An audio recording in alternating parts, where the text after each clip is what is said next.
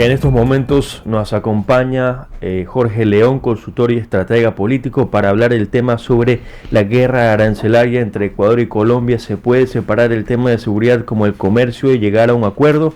Presión de Estados Unidos a Cuba tras cortar el suministro de petróleo, lo que estábamos hablando aquí en Fuego News. ¿Cómo estás? Bienvenido, Jorge. Un gusto saludarlos, chicos. Un saludo enorme a toda la gente que está sintonizándonos a través de todas las plataformas digitales de Radio Fuego. Creo que es importante empezar más bien desde el bloqueo que está sosteniendo Cuba, que ustedes justamente hicieron una pequeña antesala, más o menos es una réplica de lo que sucedió con Venezuela, empezar a cortar el tema del suministro, empezar a cortar los viajes que existan directamente hacia la ciudad para asfixiar de alguna que otra manera al país y lograr buscar al final de cuentas algún tema de negociación, si se lo puede llamar de esa misma manera, más allá de que es una imposición de mostrarse como el más fuerte dentro de esta misma negociación. Te insisto, si es que se podría llamar como negociación, ¿no? Claro, ¿habrá una negociación verdaderamente o va a haber una invasión de Estados Unidos hacia Me Cuba? parece que los dos términos son bastante fuertes. Vamos a dejarlo más bien como una negociación, claro. ¿ya? Indistintamente que no es de partes iguales, no es evidentemente equilibrada la negociación. Diría alguno de los autores del marketing en líneas generales como Philip Kotler, de que el poder de negociación lo tiene en este caso Estados Unidos y no lo tiene la misma Cuba, al momento de haberle cortado el suministro desde Venezuela, que habría que ver si no fueron parte de los acuerdos con Delcy Rodríguez al momento de dejar que permanezca dentro de la presidencia de Venezuela. No, pero muy particularmente también, y bienvenido Jorge, muy particularmente también es importante la relación que tiene Trump con Sheinbaum y con el gobierno mexicano. Pues el gobierno mexicano ha pasado a ser, si quieres, el nuevo sugar daddy de la dictadura cubana. Pues había estado financiando con sumas importantes de crudo la matriz energética. Claro, el déficit que se genera directamente dentro del país. De la dictadura. A ver, eso lo hemos visto normalmente en cualquiera de estos países, ¿no? Ver algún tipo de, bajo la misma corriente ideológica política, como mañana o más adelante ayudas a uno que otro país. En algún momento a nosotros también nos dieron la mano, no solamente con los exiliados, en el caso de Bolivia también. Acuérdate que en algún momento Andrés Manuel López Obrador mandó el avión presidencial justamente a retirar a Evo Morales de suelo boliviano cuando habían estallidos sociales de forma directa, y fue trasladado en el avión presidencial a México de forma directa. Entonces vas viendo un poco cómo hay esta hermandad dentro de la misma corriente ideológica política, indistintamente si estamos de acuerdo, nos gusta o no nos gusta, mi querido Daniel. Particularmente yo no soy muy acólito de estos tipos. Justamente en este caso de Colombia y Ecuador me voy a referir ahora, es que estancados envíos desde Ecuador hacia Colombia. El vecino país no aplica aún los aranceles del 30% a las importaciones ecuatorianas y hay incertidumbres de si esto se va a llegar a concretar. Los envíos previstos para marzo están suspendidos y las exportadoras les preocupa perder este mercado. ¿Habrá alguna negociación favorable para ambos países? Fabricio, creo que lo más preocupante sobre este tema que tú mencionas, que me parece que lo tocamos la vez pasada en la entrevista, y que es lo que podría generar para el mercado ecuatoriano, para el mercado interno, que creo que va a ser el que más va a sufrir en esto, porque importamos más productos colombianos que los que exportamos, es directamente esta demanda ante el CAN, ¿no? ante la comunidad andina, y de que mañana más adelante la demanda que plantee Colombia, que no está planteada en físico o en firme todavía, lo anunció simplemente la canciller después de una reunión justamente con nuestra canciller Gabriela Sommerfield. Lo anunció que iban a demandar de forma directa.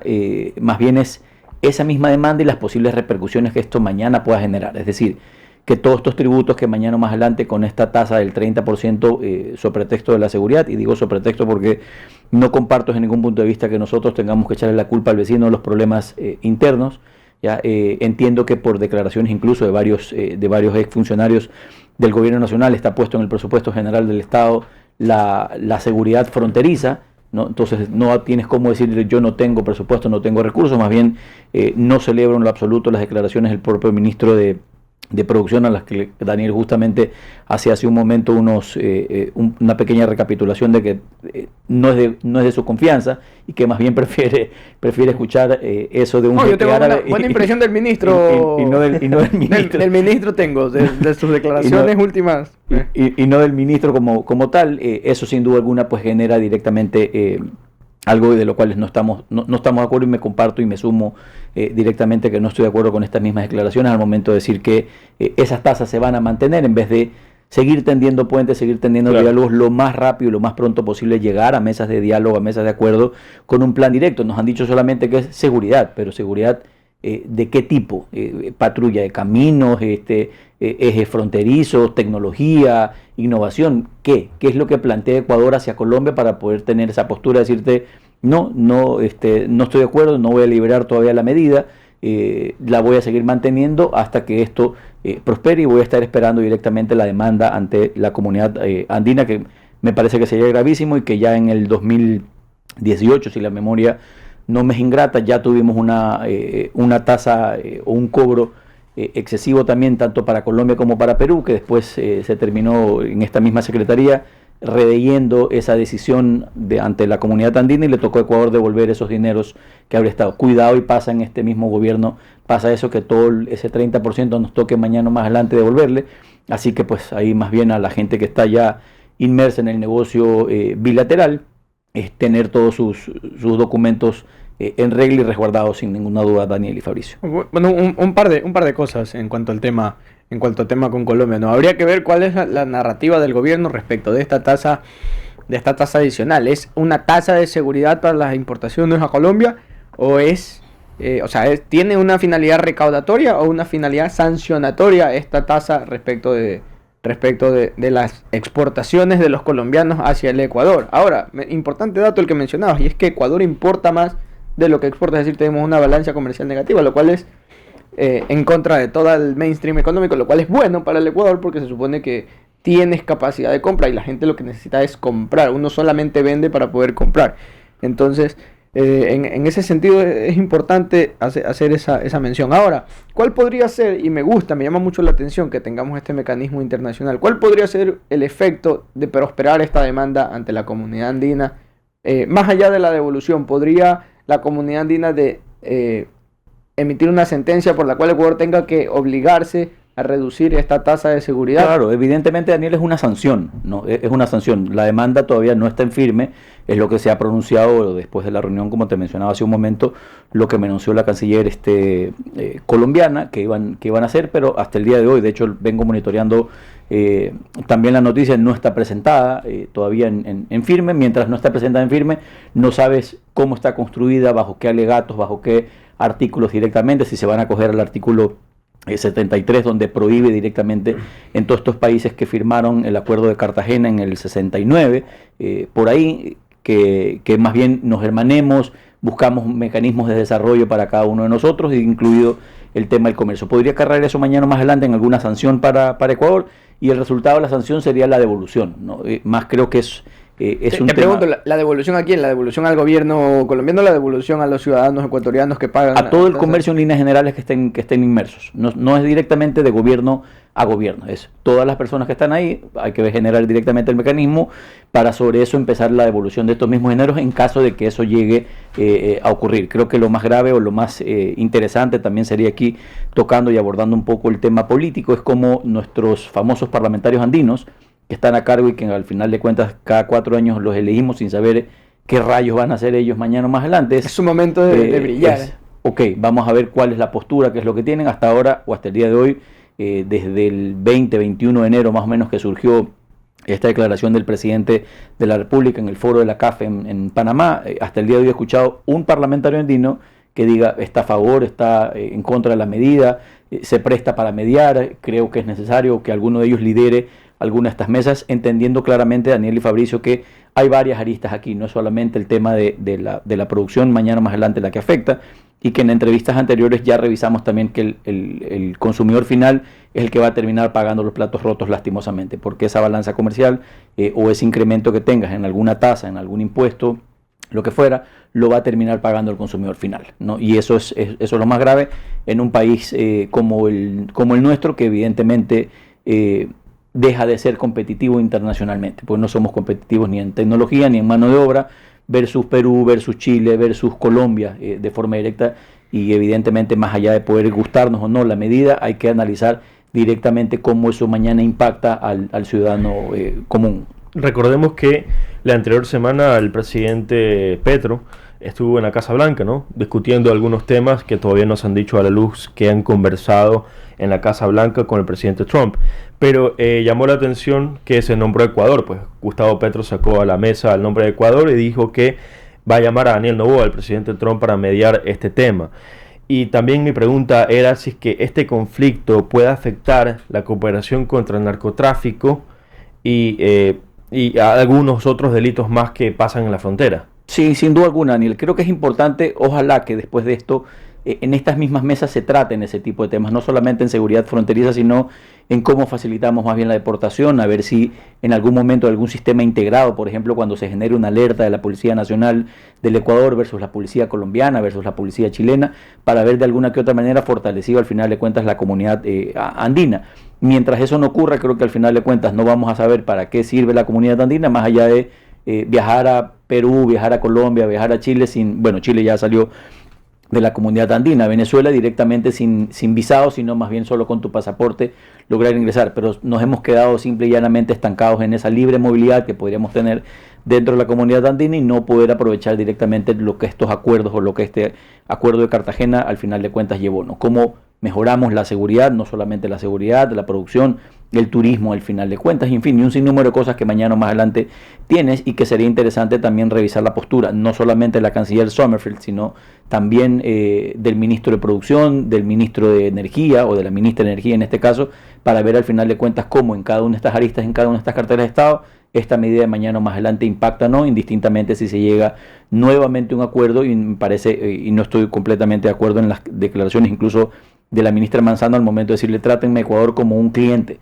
Como tal, sí, Colombia nos vende energía evidentemente y nos dio la mano cuando nos pudo dar la mano, indistintamente que esto sea mañana o más adelante un negocio para ellos, porque no es que nos regaló tampoco Claro. la energía, pero sin duda alguna creo que la postura no es la correcta al momento de decir yo soy tu mejor cliente, es a mí el que me tienes que vender para yo mañana poder tener. Esto nos lleva nuevamente a revisar qué estamos haciendo sobre el tema de soberanía energética, si lo tenemos, no lo tenemos, hasta cuánto tiempo nos va a durar el tema de la represa, hasta cuánto tiempo nos va a durar el tema de las termoeléctricas, y sobre eso ver qué más implementamos.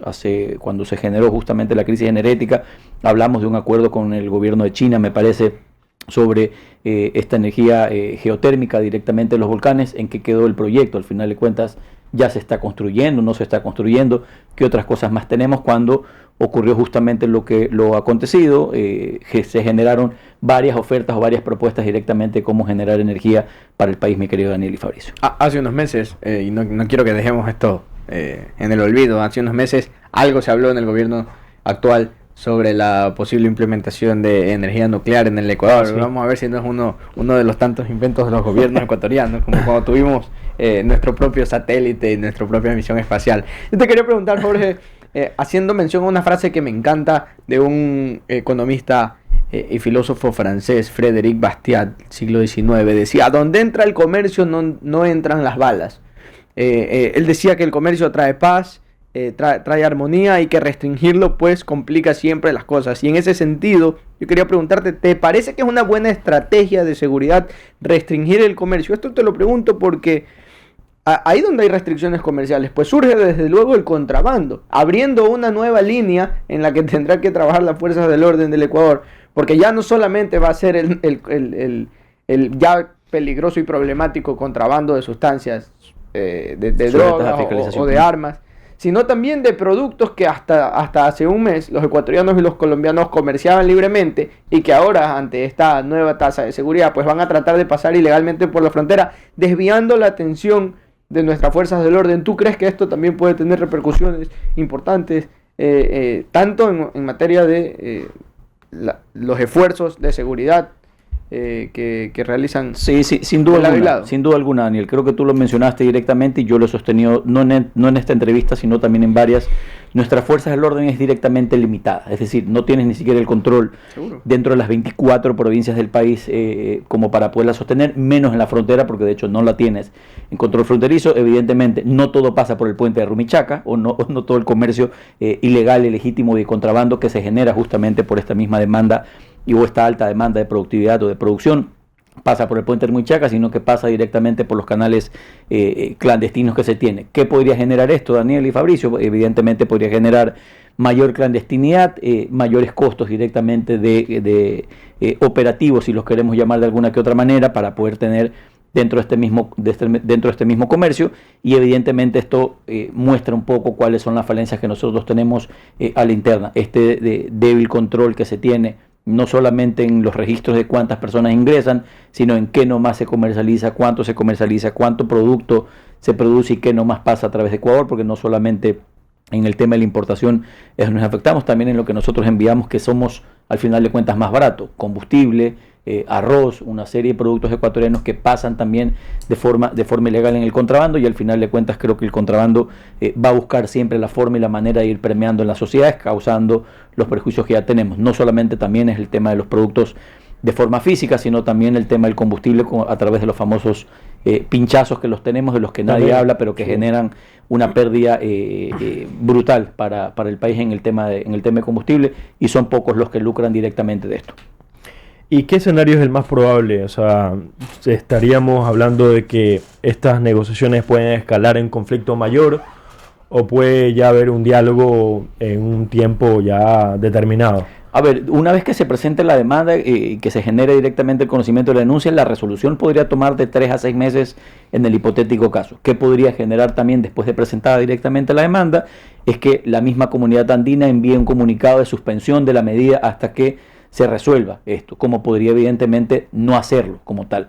Eso es lo que deja directamente la incertidumbre, esto al momento de no saber para dónde se coge, para dónde se camina, qué es lo que se va a hacer, y sobre eso pues creo que mi querido Fabricio Daniel sería en este momento irresponsable de mi parte poder decirte esto va a pasar mañana o más adelante, mientras la demanda primero no esté en firme, no se sepa qué es lo que directamente el gobierno colombiano, las autoridades colombianas están poniendo físicamente en el papel, y sobre eso ver mañana cuáles van a ser las posibles afectaciones, cuál podría ser el camino, cuál podría ser la salida, o cuáles incluso podrían ser las sanciones que Ecuador mañana o más adelante tengan. Aquí he esbozado algunas de las que podríamos tener, que es el tema de la sanción para Ecuador, la devolución del tema del dinero, que también sería evidentemente grande, y que dependiendo de lo que se genere habría que ver si eso no genera mañana un hueco fiscal más grande del que ya tenemos en este déficit, alrededor de los 5.000 y pico de millones de dólares dentro de la balanza ecuatoriana, que va a afectar evidentemente esto. Y si, como lo mencionaba Daniel, esto es en caso de que sea recaudatorio, pues evidentemente va a causar un hueco nuevamente fiscal, pero me parece que es más un tema de llevar al diálogo a través de esta medida completamente doble, mi querido Fabricio.